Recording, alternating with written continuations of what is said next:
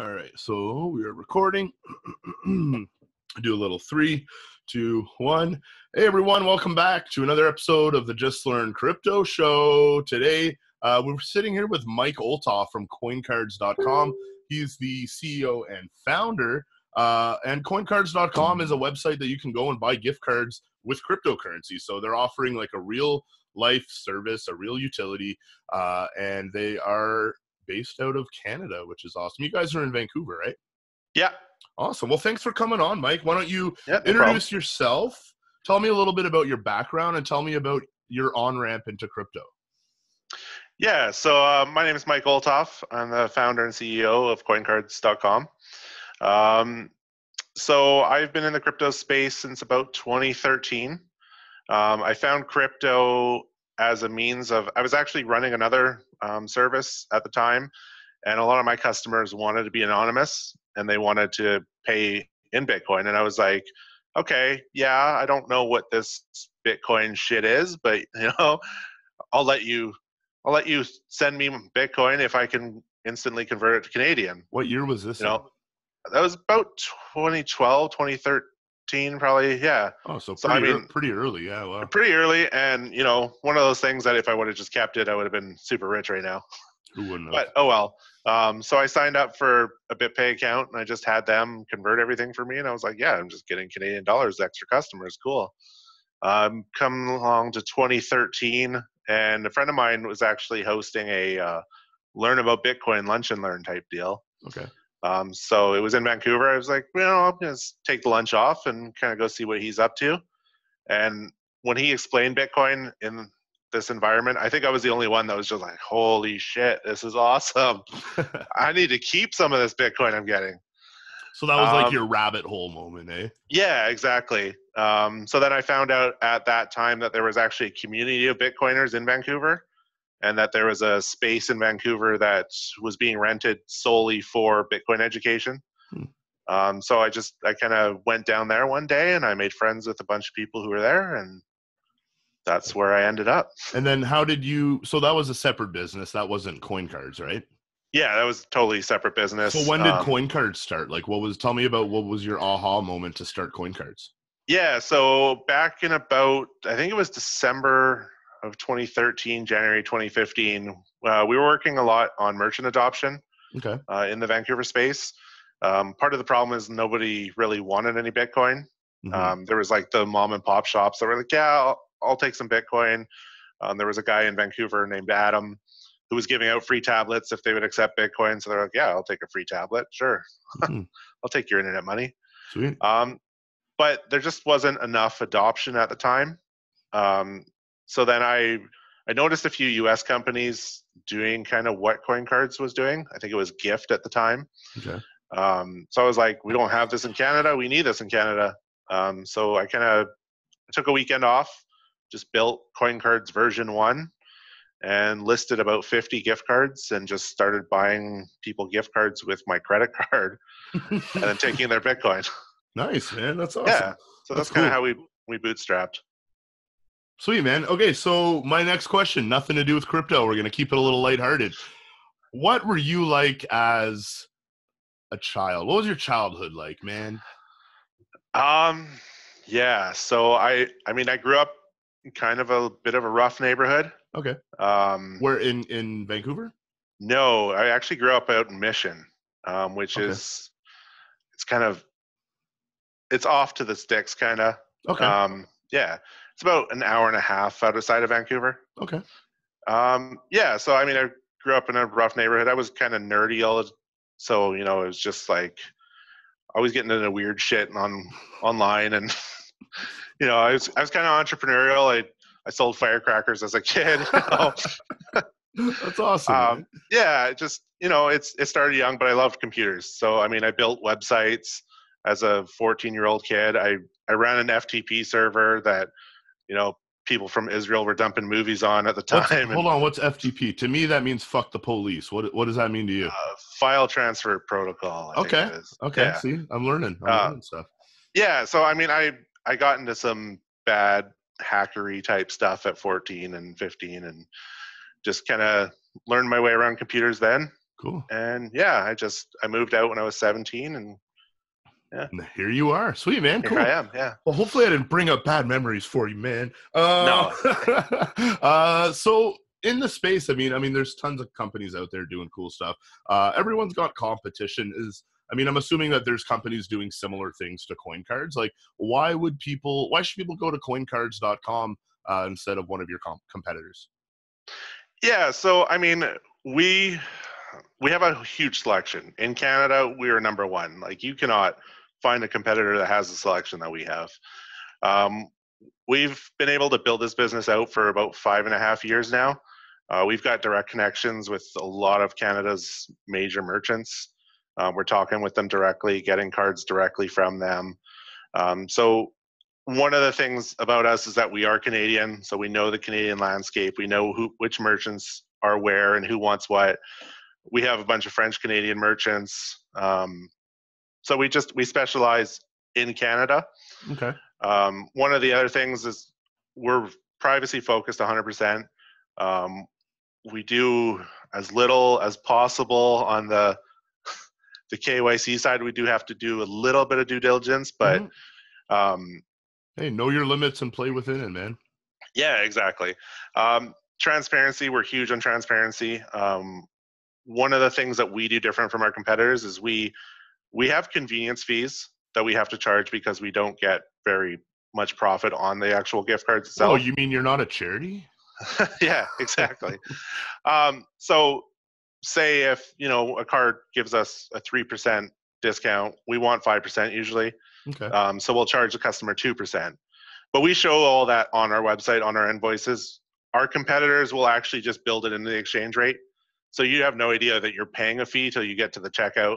Okay. And then, as opposed to $12,000 Canadian per Bitcoin, they're going to give it $10,000 per Bitcoin. And you're like, well, what the hell is this?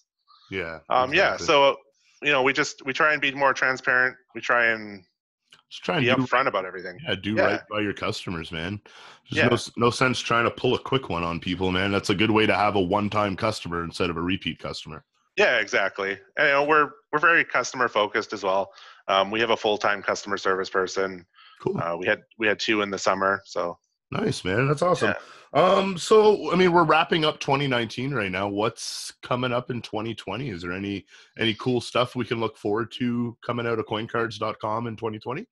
Yeah, so 2020, we're going to be looking at probably expanding into Europe. Okay. So we'll probably hit London or the UK first. Then we might move over to Germany, start kind of expanding in there. We've already expanded in the States last year, or earlier this year. So we got about 150 cards in the States. Hope to have about that in the UK. Sweet, man. So that's cool, man. You're just trying to continue to grow, get more volume to the website. I think it's a cool service, man. A lot of people are looking for, direct websites to be able to spend their Bitcoin, or, I use Bitcoin peer-to-peer with a lot of my friends, just for, buying stuff off them. We use it to, hey dude, you owe me $20. Send me some crypto instead of going through the banks. And, I've booked flights with Bitcoin. I've done quite a bit of stuff with crypto, and it's cool to see, like, now you can, and you have been able to for a while, just go on and buy gift cards. I've been on the site a few times. You can get ESO gift cards. You can get your gas. You can, what are some of the other, what are some of your top selling cards? Like, what are the most common ones people are buying? Yeah, so ESO is actually a big one. Since they launched their digital card, huge sales in ESO. Uber Eats. Nice. That's another huge one. The Bay, Amazon. Nice. Yeah. Pretty much anything you can think of, we try and offer a way to buy it with crypto. And if you're using services over and over, like Uber, if you're always catching Ubers, why not just load $100 a month? It's a budgeting tool too, right? Like, you're going to spend about $100 a month, buy a gift card and load it onto your account. That's awesome, man. That's really cool. So cool, man. Let's talk about some other stuff. So, in terms, we were talking a little bit the other day. We were talking about SIM swaps and how we've both had friends that have had that happen to them. Do you have any stories to tell? Has it happened to you? Has it happened to people you know directly? So it's happened to me twice, actually. No way. Yeah. And I was prepared both times pretty much because it actually happened to a friend of mine before me. So he kind of walked me through what he had done at the time. And what was Um, that? Like, are you talking proactive or after the fact? no, so one of the shitty things about the carriers in Canada and the US is that they don't really do anything proactively. No. So I've actually, funny thing is, I contacted them about 6 months before the first time, and I had said to them, "Look, I'm self-identifying as a target for potential SIM swaps. I run a crypto service. Somebody's going to try and get me eventually." And Hmm. they're like, "Yeah, don't worry about it. We've put you on a list." Sure enough, 6 months later, nope. Phone turns off. I'm like, "What the hell's going on?" Yeah. So I've contacted them again since, and they assure me that I'm on a list now, and that's the same old bullshit. But Yeah. Were they, I mean, you don't have to share if you don't want to, but were they able to get anything out of you from the SIM swap? no. That's good. So they got into a few of my accounts as far as like Twitter. I think they got my email, but it was short lived.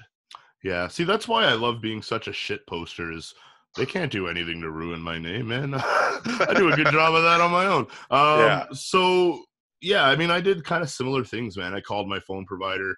I mean, I got into crypto back at the end of 2016, and pretty much like a few weeks after I got into Bitcoin and crypto, it happened to a friend of mine. And the guy was sending messages out, trying to get people to send him Bitcoin. And this friend of mine was a broker, so he had a ton of contacts on his phone that had, were Mm. regularly buying Bitcoin off him.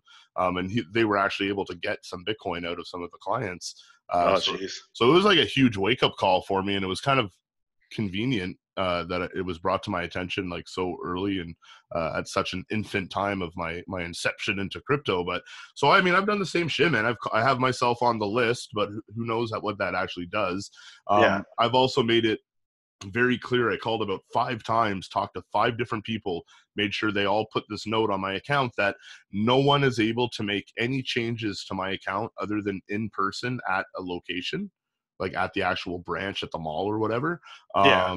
And I've got, crazy ass passwords. I change them every 2 months. And I mean, other than that though, I mean, there's not like, are there like, do you know of any like VPN services or anything, or like I'm not a technical guy, but like, is there any programs that you can put on your phone that would help protect you from that in any way? Yeah. So interestingly enough, what I would probably do is I would, get a phone number from your cell phone provider and then never use that number for anything to do with your crypto. Okay. Um, and then we actually, on our site, CoinCards, we have a service provider called Free Range Mobile. Okay. So it's actually just an app, and it's a pretty good app. And you can buy that with Bitcoin, so you anonymously. Hmm. And you just load in, it's $7 a month, I think. So I would just kind of use their phone number or the phone number they assign you for all the SIM or for everything that you need 2FA for. Hmm. So that way they can't actually SIM swap you because there is no SIM involved. Hmm. Like on what I do is I got my day-to-day phone. Yeah. I just picked up the new Galaxy S10 Plus with the glow background. Anyway, it's super awesome phone. Honestly, it's so fast. It's got a lot. It's actually got the Samsung blockchain wallet built into it. Okay, cool. Yeah, so it's kind of cool. It's got engine wallet built into it and everything. So, but this phone, I do nothing crypto related on this phone. Yeah. I have a separate phone that's not hooked up to any provider. It's strictly Wi-Fi. So I can Okay. hook it up to the Wi-Fi. It's got my Google Authenticator on it. That's where all my wallets are. I obviously store all my stuff on either hardware wallets or paper wallets, but there's some little shit coins I have that are only available on some certain apps and wallets, and little amounts I keep on there for buying stuff here and there. But the majority of my stuff, it's hardware wallet, paper wallet, not online. My other phone, not online. And then I've got 2FA on all my email accounts. I use encrypted email, encrypted messaging. You do what you can. I try to Yeah. change my passwords as much as I can. I actually picked up a really cool password book at Indigo. And it's a small little book. It's actually like all passport quality paper, so really high quality paper. It's a hardcover book. It's supposed to be completely waterproof. It actually has like a zip thing around it that weird. makes it completely waterproof. And the first like 5 to 10 pages of it are actually all about how to create super strong passwords, different tips and tricks, different ways to help you, be a little bit more protected. So every few months I switch all my passwords, which is a huge task, now that I'm at the level I am in crypto. And Yeah. I've got at least 100 accounts on different websites, exchanges, Twitter. I have 5 different Twitter pages. I've got like it's like a whole day project to go through and switch all my passwords every couple months. Yeah. But you don't always know where they are. Well, it's great that I have it all in a book. You know what I mean? And that book is supposedly waterproof in a fireproof safe. It's, I'm doing what I can, I try to be as proactive as I can. But at the end of the day, man, if someone wants, if someone smart enough wants your shit, they're going to get it. So, the best way to protect your crypto is obviously keep it on a paper wallet or keep it. I don't even trust hardware wallets, man. I know we should, but I just don't trust them. Like there's, if you can avoid using them, if you're just hodling Bitcoin, throw it on a paper wallet, man. Put it in a safety deposit box, bury it in a safe somewhere, etch it in rust-proof metal. What I love about crypto is like, you almost have to go old school to deal with this new school technology. And I find that so cool. It's like, you can like etch it in metal and like bury it in a fucking treasure chest in the middle of the woods, and then, put the map with an X on it and leave it in your will. Yeah. Oh shit. So hey, something that's going on in Canada right now that we can talk about. We've seen a lot of people talking about the Einstein exchange. And basically, I think you might know a little bit more about it than me. From my understanding is they've kind of like seized is it the SEC? Like who's, I don't know. I don't understand. Yeah. So my understanding is they're based in Vancouver. So it was the BC Security Commission. Okay. I guess they had gotten a number of complaints from people saying I can't get my funds out. I guess this has been going on for a few months now. I know a few people who've basically been like, I've been trying for a few months. They won't return my calls. They won't talk to me. So I think that the BCSC was probably like, okay, we're going to have another quadriga. We're going to look like shit if we let this happen. So they ran to the Supreme Court and got a warrant or an action allowing them to just walk into the Einstein Exchange premises and be like, whatever you see is ours now, get out. Wow. So they just went in and were basically like, hands off your keyboards. Yeah. We're seeing what the fuck's going on here. That's my understanding. I think Grant Thornton is the one looking after it. Grant Thornton is the one looking after Einstein or the investigation? Einstein. Okay. So they're Grant Thornton is like an accounting firm, so they're taking care of the bankruptcy. Oh, okay. Yeah. So basically right now, the funds are frozen by what is it? The what did you say? BC Security Commission. Yeah. BC. So the BCSC. SC. Yeah. And is that bcsc.ca? Do you know? I think so. Something like that. I'm sure if you Google BCSC. I literally was just on a site that looks like it. So this is a site, just so people know. Let's see if I can pull it up here. We got a lot of Canadian BCSC. I think everybody's afraid of having another quadriga. You don't want it. That's so horrible, man. And I mean, hey, what's your real opinion on that? Do you think the guy's dead? Do you think the guy actually died? He's either dead or he has just changed his face and dropped off the face of the planet. I mean, dude, he had the money to do it, and then his wife just recently released funds or whatever back. He started I think basically they're telling her like, you need to try and make this right, so you got to sell anything that was his property or your property, kind of thing, after marrying him. Yeah. Wow. Well, I don't know. If he is dead, and with all this the horrible things, obviously, I mean, I'm just saying, like, from her perspective, if he did pass away, my thoughts go out to her. I mean, she's obviously going through a really hard time losing her husband, yet alone now having to deal with figuring out all this crypto shit that I'm sure she probably doesn't know a lot about. So, Yeah. and on the other side of that coin, if he's not dead and she's in cahoots, then you guys are messed up people, man. Yeah. But And I mean, like, I knew Jerry through emails. Like, okay. we communicated a bit, and he was a pretty good guy as far as I know. It struck me as weird that he, knew he was sick. Apparently he had like Crohn's or colitis or something really bad, and decided to go to India where they have like the worst food if you have digestive issues. And then, and also you can buy a death certificate in India for like $20. So Yeah, I mean, whatever. It's all just, there's some weird stuff going on, but yeah, I think that was kind of like the BCSC was like, okay, Quadrigo is based out of Vancouver. We let this happen. We can't let this happen again. yeah, they're probably just being proactive, right? So, and good for them, man. People need to learn not to keep their crypto on an exchange, right? Here, I'm going to share my screen for 2 seconds. So I was able to find, this is the British Columbia Securities Commission website. So I guess, guys, this is a website where if you feel like, there's a scam going around, there's something claiming to be a security, you can actually report things. You can file complaints. You can search up, other projects to see if other people have already made a complaint about it. I know that there's, a project that I've been kind of exposing lately is Cloud Token. I'm sure they've got shit. Anyway, whatever. Already submitted. Yeah, because I've already submitted stuff. Here we go. This, October 2nd. This was, talking about smart wallets, and they were mentioning Cloud Token. So, I mean, if anyone ever has scams in Canada, report them to your provincial Securities Commission website. There's one for every province in Canada.